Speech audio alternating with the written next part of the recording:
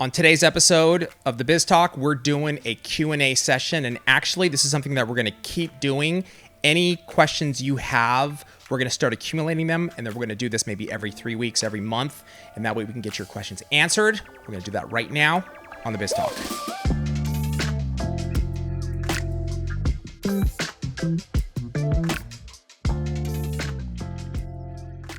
Okay, my lips Yep.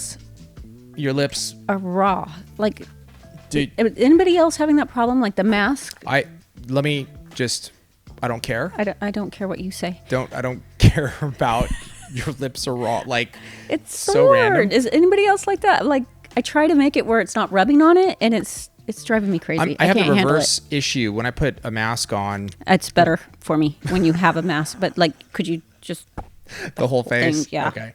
We're going to stop there. All right. Q&A session. I'm excited about this because we get a lot of questions that come through all of our social media channels, but maybe it's not a full episode. But what we're going to do is start accumulating these questions that, are kind of easy to answer or quick answers. And that way we can try to hammer as many as humanly possible. So we're going to do that today. I think we've got like 6 or 7 that we're going to sort of hammer out and then get you answers. How has this pandemic affected young nails? How are we dealing with it is the question. It's definitely impacted our business. The majority of our company is working from home.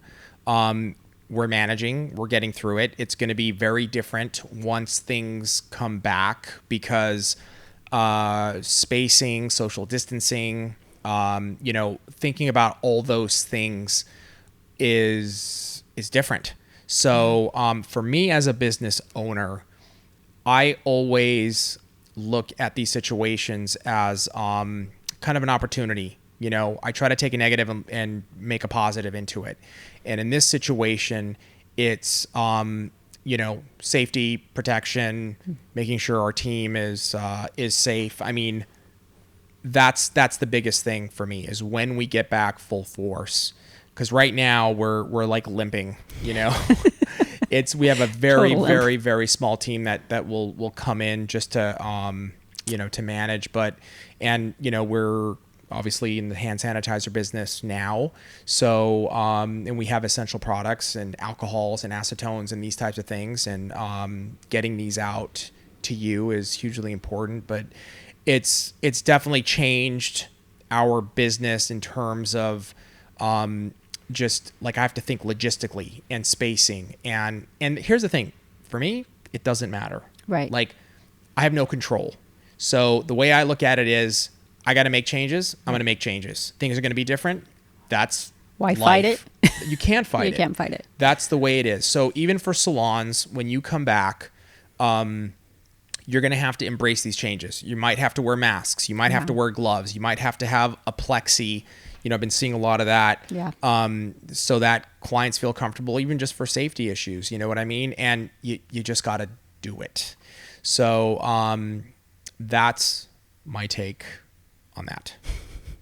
Should nail technicians be concerned with clients doing their own nails at home? Very good question. Trace, what are your thoughts on this? Be afraid. Be very afraid. If they did, I mean, they're bored. They're trying. Yeah. I mean, you're just going to have to roll with it. That's why it's so important to, before they come in, hey, y'all, please send me pics of your nails before so I know what I'm dealing with and know what to book. So, I mean, you might have to remove everything, but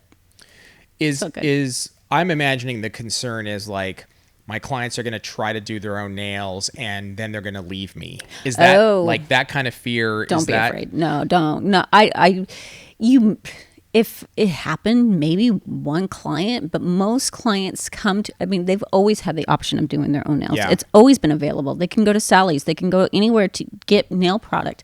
They don't because they don't have time and they don't have the experience. They or come the interest, right? Or the interest, and they love the environment and Yeah. going in. So I wouldn't be afraid, guys. You're going to be perfectly fine. I think that starts before this whole pandemic. I think if you're not already into doing your own nails, Like the chances, like you might try it and be like, oh, this is kind of, fun. And, but then when it all sort of like clears up, they're going to come They right got back all to the time in the world right now. Yeah. But even the ones that I've heard tried it, they're just like, wow, that is a lot more work than I thought it was. It is. Yeah. It's extremely hard. And I think they're going to come back and probably respect you 100 times more. Yeah. And be like, God, you're amazing. Thank you. Thank you. Yeah, exactly. Tips on dealing with lifting if you're at home and you need to kind of manage it. Trace, what are some quick tips and tricks for somebody that's having a nail or two that is lifting?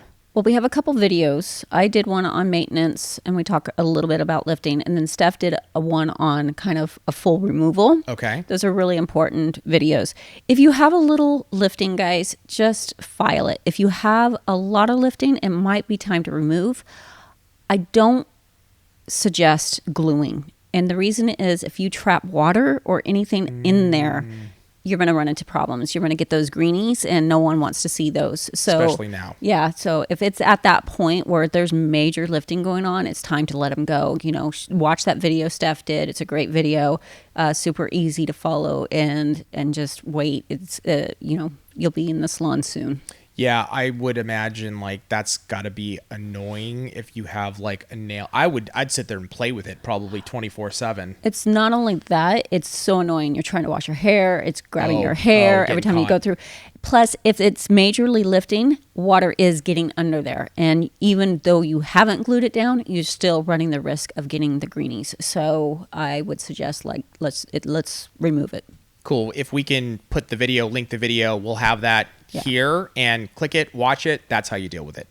The change of seasons, is that going to affect your nails? Like I'm imagining that means like the weather change. Does that affect your nail beds? Is that how you're going to hold up, how your nails are going to hold up? Does that in fact change? Yes and no. Oh my God. It changes in the fact that usually when summer would come around, I would notice a lot more breakage. Really? Yeah. At first, people are hardcore on their nails. They're doing a lot of spring cleaning, and they're doing things like that. So with those customers, I might have to thicken them a little bit up. They're a little thinner in the winter. They're able to go a little bit longer.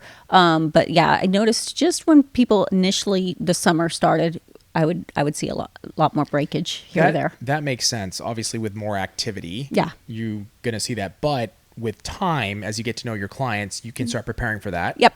And then you're probably not going to see anything. No. Is there an actual, like how product might bond to the nails differently during like winter or in different seasons, or like it's humid, it's cold? Have you seen that? Because when you were doing nails in Reading, it gets cold and it gets hot. Extremely hot.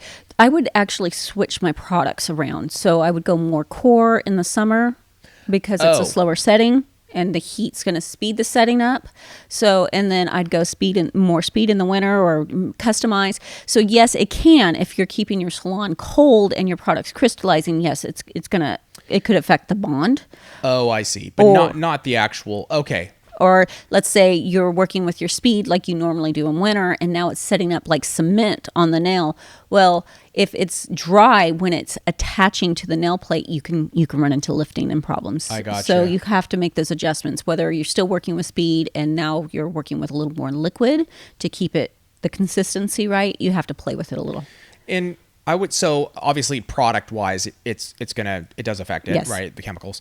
And then I would imagine like even if it's like you're in a humid environment, yes. Obviously that might affect, just the humidity. But like, let's say of your nail beds, of your skin, we all know that you start sweating more, which is why it's important in the preparation process to cleanse Correct. Properly, all those steps, right? Correct. Yeah. You might notice that you might have to change up. Maybe you're only protein bonding once normally, but now it's humid. You might need to make sure, especially that it's clean with swipe, and then maybe protein bond twice. So you have to play with it. And you'll notice those adjustments. Like the customers will come in, they'll have a little lifting, or they broke one nail, and you're like, okay, it's time to make those adjustments. Florida, man. Florida in the summertime, like it's insane. Get me out of there. Especially in August, it is like 10 shower a day type of weather. So, yeah. You should shower 10 days. Anyway. This question is kind of related to the previous one, talking about length. Should you wear shorter nails coming in the spring and summer, and then maybe like longer nails are better for the winter. Is length, does that matter depending on the seasons? It depends on your activity level. A lot of people shorten in the summer because they're definitely more active, whether it's cleaning or like in Reading, everybody was wakeboarding and water skiing. Yeah. And so things would come down. So it just depends on your activity level. And, there are people that can wear stilettos and go wakeboarding, but most people can't. So it just depends. Is that something you did when you were in the salon? Did you actually have clients where they would say, hey, spring is coming or whatever. I want a more active length. Yep. Okay. Absolutely. And it like kind of across the board, or you gotta figure most people in salon are active length anyway. What do you mean most people? Most customers get active length. I mean, not extreme long. I know we do a lot of stilettos and we do a lot. Mostly it's the techs wearing those. We do have a few customers that wear them. It's definitely becoming more popular, but most customers have, jobs where they have to type and they have to do all these things. So it's usually an active length anyway. But yes, in summer, I did notice clients wanted to go a little shorter, especially at first. Right. That makes sense. That's so weird because my exposure to nails is stilettos, almanettos, it's like when I see active or short nails, that's weird to me, even though that is the majority. And I know that's how most people wear them, and that makes sense. Yeah. But it's weird for me, because I'm just well, so you like them long.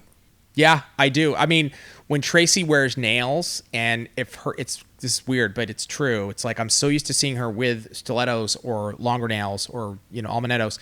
When she does wear them active, I'm like, no, he gives me this disgusted look at me like, I don't like them. It has nothing to do with your nails, though. And the final question, this is a really good one. How do you deal when you accidentally cut your client? Should you give them a discount?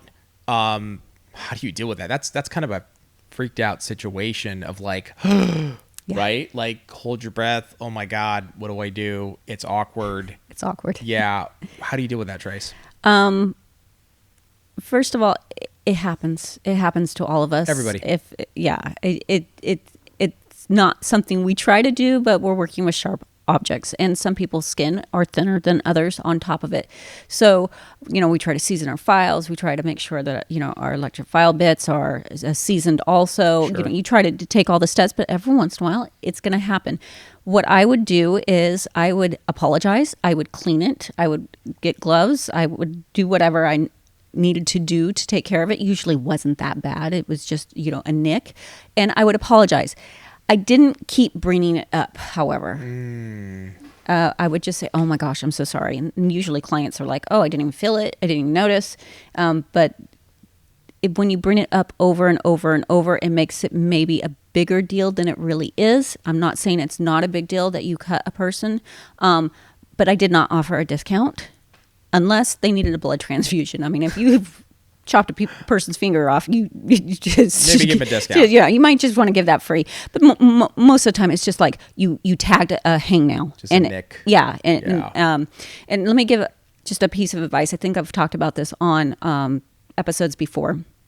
Do not cut hangnails before you do your work, and the reason being is if you cut it and then you hit it with a file, it's going to bleed. So to prevent that, I don't go around and cut all the hangnails. A lot of the cuticle work will be taken care of when you do prep, but I wait till the very end and then I do it, and that way you're going to prevent bleeding. Nice. I like it. So really good. We're going to keep this type of biz talk going. So please, please, please, in the comments below, just any questions you have, we're going to start accumulating them, and then we can come back and do a session like this where we just like hammer out a bunch in these Q&A sessions. So Tracey, thank you very much. Thank you. Thank you guys for joining us, and we'll see you next time on the Biz Talk.